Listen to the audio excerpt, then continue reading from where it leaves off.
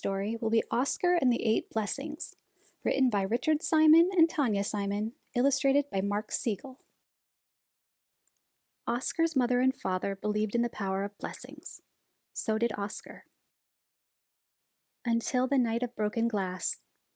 His parents put him on a ship to America. He had nothing but an address and a photo of a woman he didn't know. "It's your Aunt Esther." And his father's last words to him. "Oskar, even in bad times, people can be good. You have to look for the blessings." Oskar arrived in New York on the 7th day of Hanukkah. It was also Christmas Eve. He knew his Aunt Esther would be lighting the menorah at sunset. To reach her before the sun went down, Oskar would have to walk over 100 blocks on the avenue called Broadway. The city was terribly big. Oskar was terribly small, and Broadway stretched before him like a river. Oskar was already tired, hungry, and cold. His father's last words to him felt very far away. After a few blocks, he looked up to see a woman feeding pigeons. She offered him a piece of stale roll so he could feed them too.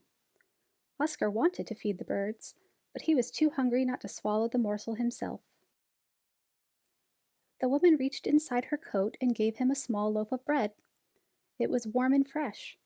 It gave him the strength to keep walking.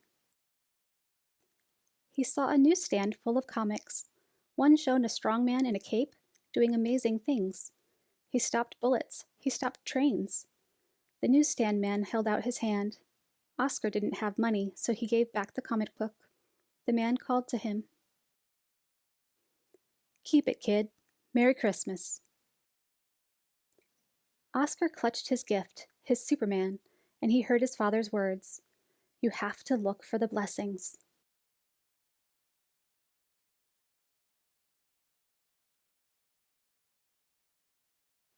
Oskar kept walking.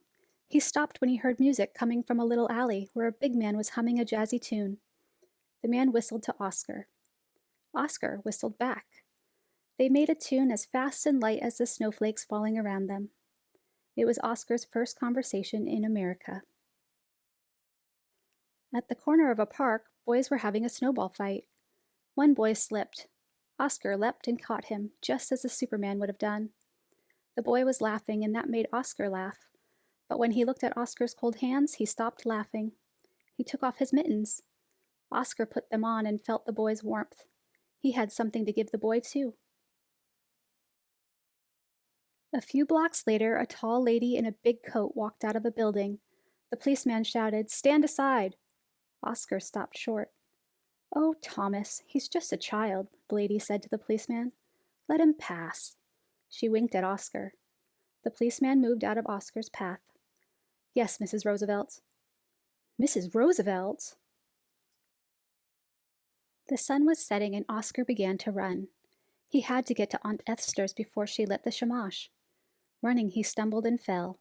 A hand reached down and pulled him back up. "Back on your feet, son." His father was right. People can be good. He turned the corner and ran down the street looking for her house. He ran past a woman humming a nagundal. Suddenly, he heard a name. Benjamin? It wasn't his name. It was his father's, and it washed over him. She had a dimpled smile just like his. "That's Papa," he said. "I'm—" "Oskar?" whispered Aunt Esther. I'm so glad that Oskar found his aunt, and I'm glad that he looked for the blessings. Until our next story, Future Titans. Goodbye!